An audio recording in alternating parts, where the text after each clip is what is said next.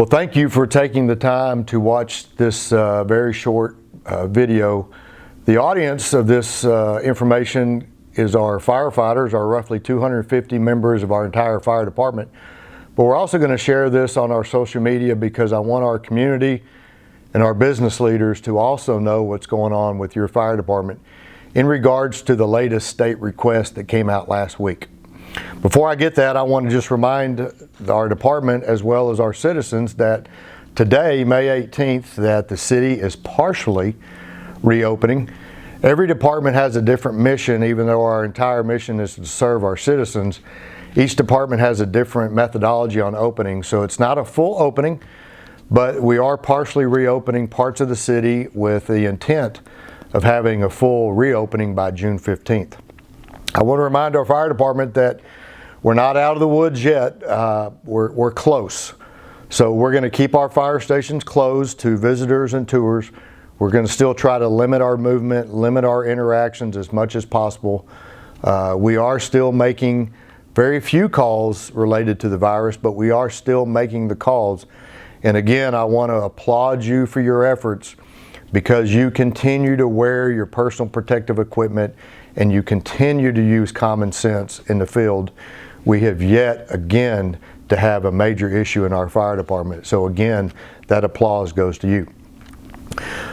The main issue I want to talk about today is the request that came last Tuesday from the state governor office through the Texas Division of Emergency Management. The governor ordered all nursing facilities, registered nursing home facilities, to have their staff and the residents tested. This is a request that came down from the president. In that order of the governor, he asked all fire departments to take this mission on and to go into the nursing facilities and physically do the testing. Now, during this conference call, we had about 6 conference calls last week. During the conference calls, many fire chiefs, like myself, really pushed back on this order because our paramedics are not trained, they're not equipped, and this is a skill set that we just don't have. Our also concern was that our paramedics are already on the front line of this battle, and now we're going to be going into very known hotspots and physically doing the testing. So I want to discuss what our plan is in Grand Prairie.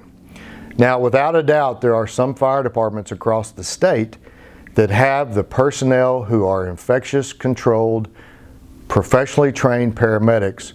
This is a skill set we don't have in Grand Prairie, as well as many departments don't.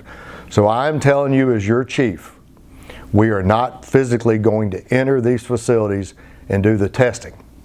However, as you know, the fire profession is a can-do, will-do, get the job done profession. So our game plan will be this. We will be meeting with the skilled nursing facilities licensed. We will provide them with private agencies that can do this testing. We are looking at area hospitals who are willing to do the testing. We are forming contracts with these area hospitals to get the testing done.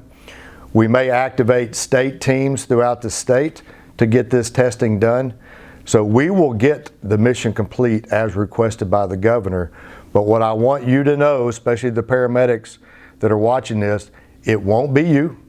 And I also want our citizens to know that those paramedics who will be responding to your house are well trained and are going to take care of your problem, but they're not going to be the ones that will be doing the testing, because that opens up a Pandora's box of problems and concerns that I have as fire chief and probably you share as a citizen.